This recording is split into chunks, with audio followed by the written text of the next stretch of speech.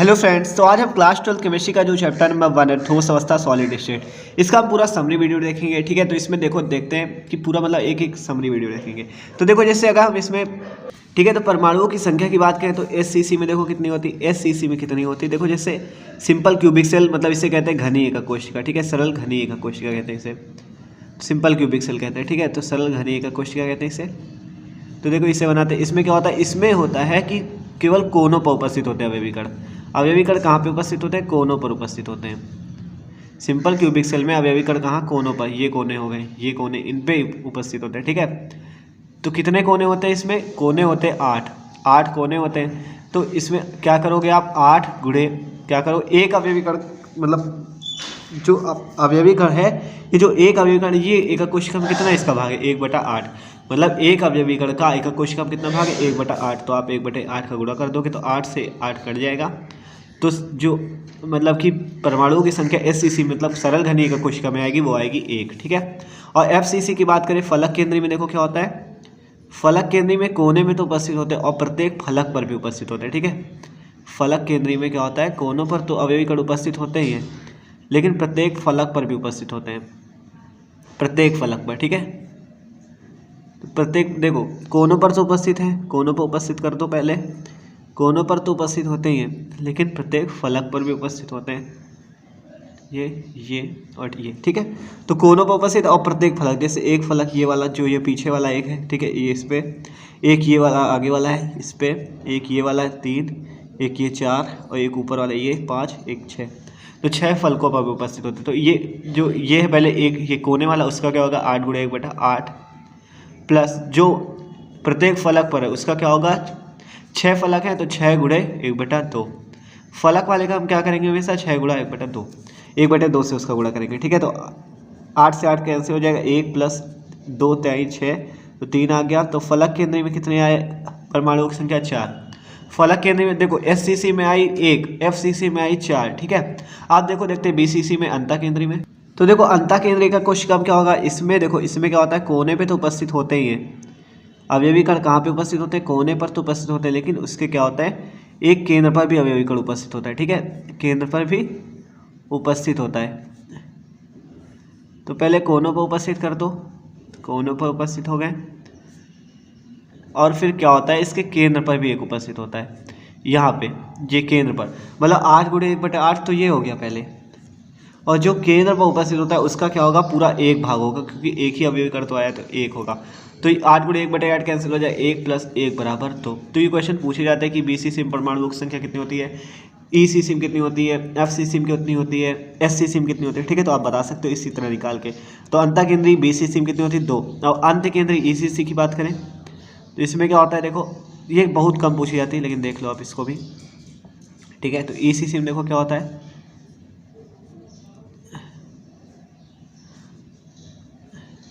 ECC में देखो क्या होता है, इसमें कोने पर जो उपस्थित होते हैं, कोने पर तो उपस्थित होते ही हैं। ठीक है, यहाँ कोनों पर तो उपस्थित होंगे ही, लेकिन और क्या होता है, किन्हीं 2 विपरीत फलकों में, मतलब आमने सामने वाले, या तो ये दोनों ले लो, या ये दोनों ले लो, या ये आगे पीछे वाले, केवल किन्हीं 2 में, और सब में नहीं। मतलब जैसे फलक में सब में थे, तो इसमें केवल किन्हीं 2 में। तो 8 गुणे 1/8 ये वाला होता है, प्लस और 2 फलकों पे तो 2 गुणे 1/2। तो ये 2 से 2 कैंसिल हो जाता है, 8 8 कैंसिल हो जाता है, तो 1 + 1 = 2। तो अंत्य केंद्री में कितनी हो जाती है? 2। ठीक है, आप देखते हैं चतुष्फलकी रिक्ति के लिए स्मॉल r अपन कैपिटल R का मान, अष्टफलकी के लिए स्मॉल r अपन कैपिटल R का मान। ठीक है, तो चतुष्फलकी रिक्ति के लिए स्मॉल r अपन कैपिटल R का जो मान होता है वो होता है 0.225। ये सब पूछे जाता है। ठीक है, तो बहुत मोस्ट इंपॉर्टेंट पॉइंट है। और अष्टफलकी रिक्ति के लिए क्या होता है? 0.414। ये होता है स्मॉल r अपन कैपिटल R का मान। ठीक है, अब कह रहा है एफसीसी जालक में पड़ोसी कणों के मध्य दूरी कितनी होती है। देखो एफसीसी जालक में क्या होती है, बीसीसी जालक में क्या होती है, सरल घनी, एससीसी में क्या होती है। तो देखो जो आपकी होती है सरल घनी वाले में, इसमें एससीसी में, ये अगर इसकी पहले देखी जाए तो इसकी क्या होगी, D = A होती है। मतलब जो 2 अवयवी कणों के बीच की दूरी क्या होती है, A। और बीसीसी की बात की जाए तो बीसीसी में कितनी होती है, बीसीसी जो आपकी कौन सी है, बॉडी सेंटर्ड यूनिट सेल, आपकी अंतः केंद्रीय का कोशिका, इसमें कितनी होती है, D = इसमें होती है आपकी √3/2a। ठीक है, √3/2a। और एफसीसी में क्या होती है, A/√2। ठीक है, A/√2। ये भी पूछे क्वेश्चन में काम आ जाता है। देखो FCC जालक में पड़ोसी कणों की मध्य दूरी a/√2, BCC में √3/2 सरल घनी में ओनली a, ठीक है। तो ये होता है। आप देखते हैं, आप देख लेते हैं कि क्रिस्टल का घनत्व कितना होता है। देखो घनत्व बराबर आप सीधा सीधा जानते हो, घनत्व बराबर होता है द्रव्यमान बटे आयतन, ठीक है। द्रव्यमान बटा आयतन आप जानते हो, घनत्व बराबर यही होता है द्रव्यमान बटा आयतन। फिजिक्स में भी आपने पढ़ा होगा घनत्व बराबर क्या होता है, द्रव्यमान बटा आयतन। तो देखो इसमें बात हो रही है क्रिस्टल के मतलब एकक कोशिका की, तो इसमें क्या हो जाएगा, एकक कोशिका का द्रव्यमान बटा एकक कोशिका का आयतन। मतलब क्रिस्टल के घनत्व की बात हो रही है तो क्या हो जाएगा, D = एकक कोशिका का द्रव्यमान बटा एकक कोशिका का आयतन। तो एकक कोशिका का द्रव्यमान क्या होगा, एक मतलब एकक कोशिका में परमाणुओं की संख्या गुणे एक कण का द्रव्यमान, तो परमाणु की संख्या मान लो Z है इंटू द्रव्यमान m हो गया, और एकक कोशिका का आयतन क्या होगा, Na × a³, ठीक है। Na अवोगाद्रो संख्या हो जाएगी और a³ जो इसका एकक कोशिका मान लो गोलाकार है, तो ठीक है। तो उसी प्रकार हो जाएगी, मतलब घनाकार होती है एकक कोशिका, तो घन का आयतन हो जाएगा भुजा³, ठीक है। तो क्रिस्टल का घनत्व D है, D = क्या है, एकक कोशिका का द्रव्यमान बटा एकक कोशिका का आयतन, तो D = Z × m बटा Na × a³, ये होता है घनत्व का सूत्र, ठीक है। ये भी क्वेश्चन पर काम आ जाता है। अब बात करते हैं क्रिस्टलीय ठोस की। देखो क्रिस्टलीय ठोस क्या होता है, क्रिस्टलाइन सॉलिड इसे इंग्लिश में कहते हैं। क्रिस्टलीय ठोस में क्या होता है, अवयवी कणों की दीर्घपरासी व्यवस्था होती है। मतलब क्या होता है, अवयवी कणों की दीर्घपरासी व्यवस्था का मतलब क्या है, दीर्घपरासी व्यवस्था से आप ये कह सकते हो कि मतलब देखो क्रिस्टलीय ठोस जो होते हैं दीर्घपरासी व्यवस्था होती है, इनकी निश्चित ज्यामिति होती है और इनका निश्चित गलनांक एवं क्वथनांक होता है। ये क्रिस्टलीय ठोस के गुण हैं। आप देखो दीर्घपरासी व्यवस्था का क्या मतलब है, मतलब इसकी निश्चित ज्यामिति होती है। मतलब कि क्या होता है, क्रिस्टलीय ठोस आपस में एक साथ जुड़ के बहुत लंबी संरचना बनाते हैं, मतलब दीर्घपरास व्यवस्था बनाते हैं, बहुत दूर तक व्यवस्था, मतलब बहुत बड़ी संरचना बना लेते हैं, उसे कहते हैं अवयवी कणों की दीर्घपरासी व्यवस्था होती है, ठीक है। तो क्रिस्टलीय ठोस में क्या होता है, अवयवी कणों की दीर्घपरासी व्यवस्था होती है, इनकी निश्चित ज्यामिति होती है और इनका निश्चित गलनांक एवं क्वथनांक होता है। अगर आपसे पूछा जाता है क्रिस्टलीय ठोस क्या है, तो आप लिखोगे वे अवयवी कण जिनकी दीर्घपरासी व्यवस्था होती है उन्हें क्रिस्टलीय ठोस कहते हैं, ठीक है। और आप आगे भी लिख सकते हो इनकी निश्चित ज्यामिति होती है, इनके निश्चित गलनांक एवं क्वथनांक होते हैं, ठीक है।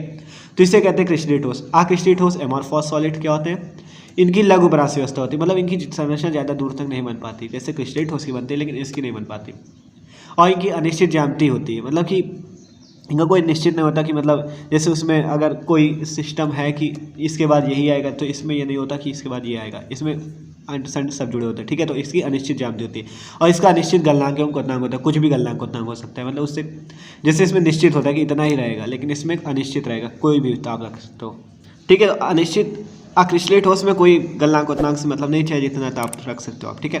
क्रिस्टलीय ठोस में क्या होता है, अवयवी कणों की दीर्घपरासी व्यवस्था होती है, निश्चित ज्यामिति होती है इसमें, और इसमें निश्चित गलनांक एवं क्वथनांक होता है। अक्रिस्टलीय ठोस में लघुपरासी व्यवस्था होती है, इनकी अनिश्चित ज्यामिति होती है और अनिश्चित गलनांक एवं क्वथनांक होते हैं, ठीक है। अब अगला देखते हैं। आप देखो मिलते हैं आणविक ठोस से, ये भी एग्जाम में जरूर पूछा था, तो आप इन सबको जरूर तैयार कर लो, ठीक है। आणविक ठोस क्या होता है, जिन ठोसों के क्रिस्टल जालक क्या होता है, सरल विविध अणु, इसके नाम से ही पता चला है आणविक ठोस मतलब अणुओं से, ठीक है। तो जिन ठोसों के क्रिस्टल जालक क्या होते हैं, सरल अणुओं से मिलकर बने होते हैं, उन्हें क्या कहते हैं, आणविक ठोस। जैसे एग्जाम्पल ले सकते हो आप आयोडीन, सल्फर, सफ़ेद फास्फोरस आदि, इनके क्या होते हैं, अवयवी कण जो होते हैं वो क्या होता है, अणुओं से मिलकर बने होते हैं। मतलब जिन ठोसे के क्रिस्टल जालक सरल विविध अणुओं से मिलकर बने होते हैं उन्हें क्या कहते हैं, आणविक ठोस। एग्जाम्पल आयोडीन, सल्फर, सफ़ेद फास्फोरस आदि। और आयनिक ठोस क्या होता है, ये 4 प्रकार के होते हैं, ठीक है। आणविक, आयनिक, और ये आपका धात्विक ठोस हो गया, और सहसंयोजक ठोस, ठीक है।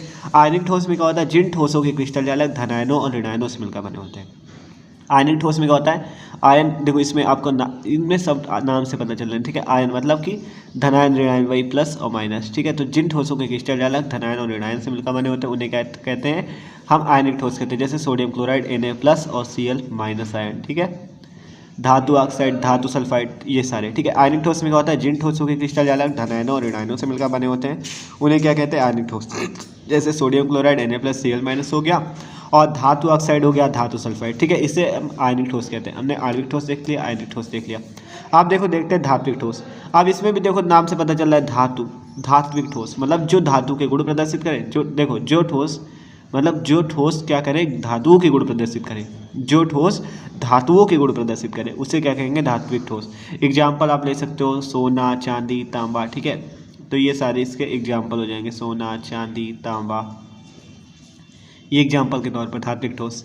देखो इनमें सब के नाम से पता चल रहा है कि वो कैसा ठोस है, ठीक है। आणविक में अणु होते हैं, सरल विविध अणु, आयन में आयन होते हैं, और धात्विक में धातु होते हैं, ठीक है। तो अब देखो सहसंयोजक ठोस देख लेते हैं। सहसंयोजक ठोस में क्या होता है, जिन ठोसों के क्रिस्टल जालक परमाणुओं से मिलकर बने होते हैं। देखो सहसंयोजक ठोस जैसे नेटवर्क जाल ठोस भी कहते हैं, ठीक है। इसमें क्या होता है, सहसंयोजक मतलब जुड़े होते हैं बहुत बड़े बड़े परमाणुओं से, ठीक है।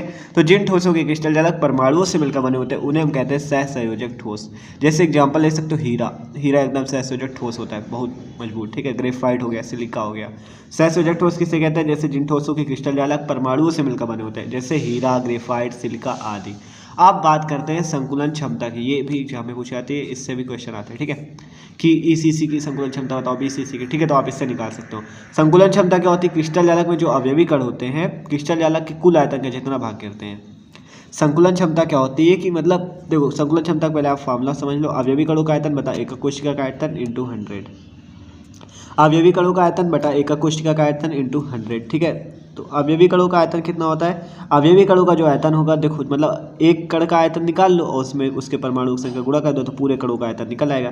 तो मान लो अवयवी कणों की संख्या z है और एक कण का आयतन क्या हो गया, कण गोलाकार होता है तो 4/3। देखो 4 गोले का आयतन कितना हो, 4/3 पाई आर क्यूब। अब एकक कोशिका होती है घनाकार, तो घन का आयतन a क्यूब, ठीक है। समझ में आया ना। देखो इसमें क्या लिख सकते हो आप, एक गुणे एक कण का आयतन, मतलब अवयवी कणों की संख्या गुणे एक कण का आयतन। तो अवयवी कणों का संख्या z हो गई, एक कण का आयतन कितना हो गया 4/3 पाई आर क्यूब, और घन का आयतन कितना हो गया a क्यूब इंटू 100, ठीक है। तो ये होती है संकुलन क्षमता। मतलब आप इसमें जैसे एक सरल एकक कोशिका का निकाल लो, सरल घनी एकक कोशिका का, तो उसमें उसका मान रखोगे z होगा, कि अभी बताया आपको कि परमाणु की संख्या कितनी होती है। बीसीसी की निकाल लो तो उसमें परमाणु की संख्या कितनी होती है, तो वो सब अलग अलग रखोगे z का मान उसमें, ठीक है। तो आप देखो इसकी परिभाषा देख लेते हैं कि क्रिस्टल जालक में जो अवयवी कण होते हैं, मान लो जो अवयवी कण है ये पूरे क्रिस्टल जालक के आयतन का जितना भी भाग गिरते हैं, मान लो इतना भाग गिरा तो ये इसकी संकुलन क्षमता कहलाएगी। क्या कहा जा रहा है, क्रिस्टल जालक में जो अवयवी कण होते हैं क्रिस्टल जालक के कुल आयतन का, मान लो इतना पूरा आयतन है तो इसका जितना भी भाग घेरेंगे इसे क्रिस्टल जालक की संकुलन क्षमता कहेंगे। देखो यही कहा गया, क्रिस्टल जालक में अवयवी कण क्रिस्टल जालक के कुल आयतन का जितना भाग घेरे उसे क्रिस्टल जालक की संकुलन क्षमता कहते हैं। तो ये होती है संकुलन क्षमता। फार्मूला क्या होता है, अवयवी कणों का आयतन बटाए एकक कोशिका का आयतन इंटू 100, ठीक है। तो इसमें आप लिख सकते हो अवयवी कणों की जितनी भी संख्या हो, एक कण का आयतन तो z into 4/3 pi r cube, और एकक कोशिका का आयतन हो गया a क्यूब इंटू 100। तो ये हो गई संकुलन क्षमता, ठीक है। तो अब चलो ये रिक्तिका दोष, अंतराकाशी दोष, साटकी दोष और फ्रेंकल दोष भी देख लेते हैं। तो देखो रिक्तिका दोष में क्या होता है, जब किसी जालक में अवयवी कण क्या हो जाए, रिक्त हो जाए।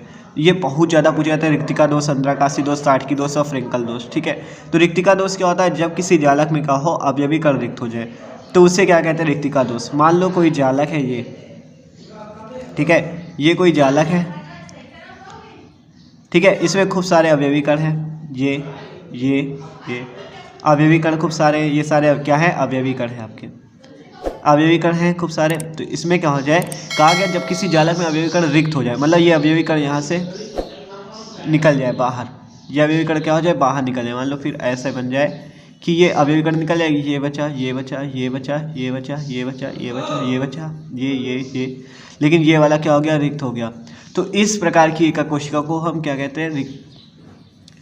तो इस प्रकार का दोष अवयवी कणों का कौन सा दोष कहलाता है, रिक्तिका दोष। ये एग्जाम में पूछा जाता है। देखो अब यहाँ पर से एक अवयवी कण निकल चुका, मान लो कोई बोरी है उसमें 10 गोलियाँ भरी हुई हैं, ठीक है, 10 कंचे भरे हुए हैं, उसमें से आप एक कंचा निकाल लो तो उसका वजन कम हो जाएगा कि नहीं। 9 कंचे बचे तो 9 कंचों का अलग वजन होगा, 10 कंचों का अलग, ठीक है। तो 9 कंचे बचे तो उसका वजन कम हो जाएगा, ठीक है। तो इसमें क्या होगा, पदार्थ का द्रव्यमान कम हो जाएगा, मतलब उसका वजन कम हो जाएगा। तो द्रव्यमान कम होगा तो घनत्व बराबर होता है द्रव्यमान बटा आयतन, m/v, मतलब द्रव्यमान बटा आयतन। जब द्रव्यमान कम होगा तो घनत्व भी क्या हो जाएगा, कम हो जाएगा। तो उसी प्रकार है कि आपके मान लो ये सारे, मान लो ये कितने गिन लो इनका, तो 12 है, 12 में से एक गया तो 11 बच गए। पहले का वजन अलग था, अब 11 बचे तो उनका वजन अलग होगा, तो उनका द्रव्यमान क्या हो गया, कम हो गया। द्रव्यमान कम होने से घनत्व कम हो गया। तो यही कहा गया इसमें पदार्थ का घनत्व कम हो जाता है। और रिक्तिका दोष क्या है, जब किसी जालक में अवयवी कण रिक्त हो तो उससे रिक्तिका दोष कहते हैं, इसमें पदार्थ का घनत्व कम हो जाता है। आप देखते हैं अंतराकाशी दोष क्या होता है। देखो ये अंतराकाशी दोष में क्या होता है, क्रिस्टलीय संरचना में जब कुछ अवयवी कण क्या होता है अंतराकाशी स्थानों में चले जाते हैं तो उसे क्या कहते हैं, हम अंतराकाशी दोष कहते हैं। देखो इसमें क्या होता है, अंतराकाशी स्थान का मतलब क्या है, अंतराकाशी स्थान का मतलब है, देखो जैसे 1 2 3 ये सारे, ये जो अवयवी कण है, मान लो आप कितने बना सकते हो एग्जाम्पल के लिए, ठीक है, ये सारे अवयवी कण हैं। अब अंतराकाशी स्थान है ये वाले।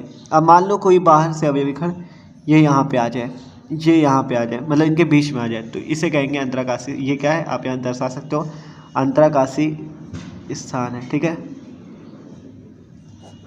अंतराकाशीय स्थान पे कोई अवयवी कण आ जाए तो क्या कहा गया, क्रिस्टलीय संरचना में जब कुछ अवयवी कण अंतराकाशीय स्थानों में चले जाते हैं तो उसे हम क्या कहते हैं, अंतराकाशीय दोष कहते हैं। ठीक है, अंतराकाशीय दोष में होता है क्रिस्टलीय संरचना में जब कुछ अवयवी कण अंतराकाशीय स्थानों में चले जाते हैं तो उसे अंतराकाशीय दोष कहते हैं। आप देखो इसमें बाहर से कोई अवयवी कण आके यहाँ बीच में घुस गया है तो अब क्या हुआ, मान लो जैसे अभी एग्जांपल दिया था कि 10 कंचे हैं उसमें एक निकाल लो 9 बचा। अब 10 कंचे उसमें से 2 एक्स्ट्रा आ गए तो क्या होगा, 12 कंचे हो गए। अब वजन क्या होगा, बढ़ जाएगा। अब जब घनत्व बराबर द्रव्यमान बटा आयतन होता है, m बटा v होता है, जब m बढ़ जाएगा तो घनत्व भी तो बढ़ जाएगा। तो वही बताएगा इसमें पदार्थ का घनत्व बढ़ जाता है। ठीक है, इसमें पदार्थ का घनत्व क्या होता है, बढ़ जाता है। तो ये बताएगा कि क्रिस्टलीय संरचना में जब कुछ अवयवी कण अंतराकाशीय स्थानों में यहाँ पे चले जाते हैं तो इसे अंतराकाशीय दोष कहते हैं। इसमें पदार्थ का घनत्व बढ़ जाता है।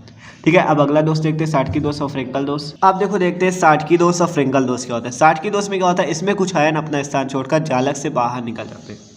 इसमें क्या होता है, साटकी दोष में कुछ आयन अपना स्थान छोड़कर जालक से बाहर निकल जाते हैं। मतलब उसमें जो आपका कौन सा रिक्तिका दोष था उसमें क्या अवयवी कण थे, और साटकी और फ्रेंकल में क्या है, आयन की बात होगी। उसमें क्या था, अवयवी कणों की बात थी, लेकिन साटकी और फ्रेंकल में क्या होगा, आयन की बात होगी। इसमें क्या होता है, कुछ आयन अपना स्थान छोड़कर जालक से बाहर निकल जाते हैं। और इसमें तो देखो जैसे साटकी दोष में क्या होता है, कुछ आयन अपना, जैसे मान लो एग्जाम्पल में आपको NaCl दिया गया है तो मान लो Na plus Cl minus Na plus Cl minus, ठीक है, ऐसे Cl minus Na plus Cl minus Na plus, ये सब है। ठीक है, ऐसे बना है पूरी संरचना मान लो बनी है Cl minus Na plus Cl minus. ठीक है, अब इसमें क्या हो, कोई आयन क्या करे, अपना स्थान छोड़कर बाहर निकल जाए। ठीक है, और एक चीज़ और देख लो कि क्रिस्टल छोड़ने वाले धनायनों व ऋणायनों की संख्या समान होती है। मतलब एक धनायन जाएगा तो एक ऋणायन भी जाएगा, और एक ऋणायन जाएगा तो एक धनायन जाएगा। ठीक है, तो ऐसे धनायनों और ऋणायनों की संख्या समान होती है, मतलब जो बाहर निकलेंगे उनकी संख्या समान होगी, जिससे कि क्रिस्टल उदासीन बना रहे। ये ना हो कि प्लस ज़्यादा हो जाए माइनस कम हो जाए तो ज़्यादा आवेश ना आए। ठीक है, उदासीन रहे हमेशा एक बराबर। तो एक इन्हें निकालोगे तो एक Cl भी निकलेगा। ठीक है, जैसे कैसे देखो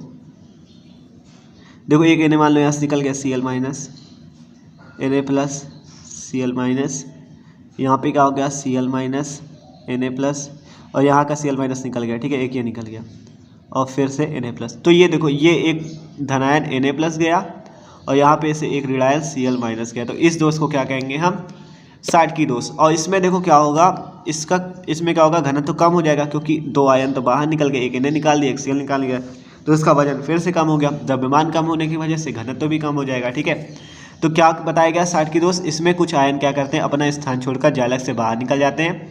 इसे कौन सा दोष कहते हैं, साटकी दोष। इसमें क्रिस्टल का घनत्व कम हो जाता है और क्रिस्टल छोड़ने वाले जो धनायनों और ऋणायनों की संख्या होती है वो क्या होती है, समान होती है। मतलब एक धनायन जाएगा तो एक ऋणायन भी जाएगा। ठीक है, तो फिर से एक बार देख लो, इसमें कुछ आयन अपना स्थान छोड़कर जालक से बाहर निकल जाते हैं, क्रिस्टल का घनत्व कम हो जाता है और क्रिस्टल छोड़ने वाले धनायनों और ऋणायनों की संख्या समान होती है। एग्जाम्पल के तौर पर AgBr और NaCl। ठीक है, अब फ्रेंकल दोष देखो, यह क्या आता है, ये धनायन के कारण होता है। धनायन जो होते हैं इसमें बहुत छोटे छोटे होते हैं, ऋणायन मान लो बड़े बड़े बाप जैसे होते हैं और धनायन छोटे छोटे होते हैं। क्या कहा गया, ये धनायन के कारण होता है क्योंकि इसका आकार ऋणायन से काफ़ी छोटा होता है। इसमें क्या होता है, आयन अपना स्थान छोड़कर अंतराकाशीय स्थान में चले जाते हैं। जैसे उसमें था कि अवयवी कण बाहर से आकर अंतराकाशीय स्थान में घुस जाते हैं, लेकिन इसमें क्या होगा, इसमें देखो ध्यान से, एग्जाम्पल AgCl मान लो, ले लो, बड़ा सा बनाओ। देखो AgCl मान लो एग्जाम्पल आपने ले लिया, एग्जाम्पल में क्या ले लिया, AgCl मान लो Ag plus Cl minus Ag plus Cl minus Cl minus Ag plus Cl minus Ag plus. ठीक है, तो और यहाँ पे फिर Ag plus Cl minus Ag plus Cl minus. ठीक है, तो यहाँ पे क्या होगा, ये जाके यहाँ पे अंतराकाशीय स्थान पे आ जाएगा। मान लो देखो कैसे। ठीक है, तो देखो जैसे बनाया Ag प्लस Cl माइनस पूरा बना है, तो इसमें क्या होता है, ये क्या होता है, धनायनों के कारण होता है। ये मान लो धनायन है, ये आपका यहाँ पे अंतराकाशीय स्थान पे आ गया Ag प्लस ये। ठीक है, तो ये क्या है, अंतराकाशीय स्थान है। तो इस दोष को हम कौन सा दोष कहेंगे, वो अंतराकाशीय स्थान है ये। ठीक है, तो इस दोष को हम कौन सा दोष कहेंगे, फ्रेंकल दोष। देखो उसमें क्या था, अवयवी कण अंतराकाशीय स्थान में बाहर से कोई आता था, लेकिन फ्रेंकल दोष में क्या यहीं का यहीं आ जाता है। ठीक है, तो इसमें क्रिस्टल का घनत्व तो क्या होता है, वो मान, तो इसमें क्रिस्टल उदासीन भी रहेगा, मतलब इसमें धनायन ऋणायन बराबर बराबर नहीं जाएंगे क्योंकि अभी तो सब इसी के अंदर ही हो रहा है ना। और इसमें घनत्व क्या होगा, घनत्व क्या होगा, देखो घनत्व बराबर होता है द्रव्यमान बटा आयतन m/v। अब इसमें द्रव्यमान क्या बढ़ा घटा है, क्योंकि यहाँ का तो यहाँ कर दिया गया है। मान लो 10 कंचे उसका स्थान बदल के यहाँ रख दिया गया, तो लेकिन द्रव्यमान क्या है, उतना ही तो है। तो तो जब द्रव्यमान में कोई परिवर्तन नहीं हो रहा तो घनत्व भी क्या होगा, अपरिवर्तित रहेगा। तो ये बहुत इंपॉर्टेंट क्वेश्चन कि फ्रेंकल दोष में क्या होता है कि घनत्व अपरिवर्तित रहता है। ठीक है, देखो क्या होता है, यह धनायन के कारण होता है क्योंकि इसका आकार ऋणायन से काफ़ी छोटा होता है। मतलब धनायन का आकार क्या होता है, बहुत छोटे छोटे धनायन होते हैं, इनका आकार ऋणायन से काफ़ी छोटा होता है। इसमें क्या होता है, आयन अपना स्थान छोड़कर अंतराकाशीय स्थान में चले जाते हैं। एग्जाम्पल के तौर पर AgBr AgCl। और एक मोस्ट इंपॉर्टेंट क्वेश्चन और देख लो कि जो AgBr है वो दोनों दोष प्रदर्शित करता है, फ्रेंकल दोष और साटकी दोष। ये क्वेश्चन एग्जाम में पूछा जाता है, तो इससे भी जरूर तैयार कर लेना कि फ्रेंकल दोष और जो साटकी दोष है वो AgBr प्रदर्शित करता है। ठीक है, तो ये क्वेश्चन पूछा भी गया है एग्जाम में। तो भाई अगर वीडियो थोड़ा सा भी अच्छा लगा हो तो प्लीज़ वीडियो को लाइक जरूर कर दीजिए। ये पार्ट नंबर 1 था, और अगले वीडियो में हम पार्ट नंबर 2 भी आपको बताएंगे, जिससे पूरा मतलब वीडियो बहुत अच्छे से आपको तैयार हो जाएगा। ठीक है, पूरा चैप्टर बहुत अच्छे से तैयार हो जाएगा। ठीक है, तो okay, thanks for watching this video.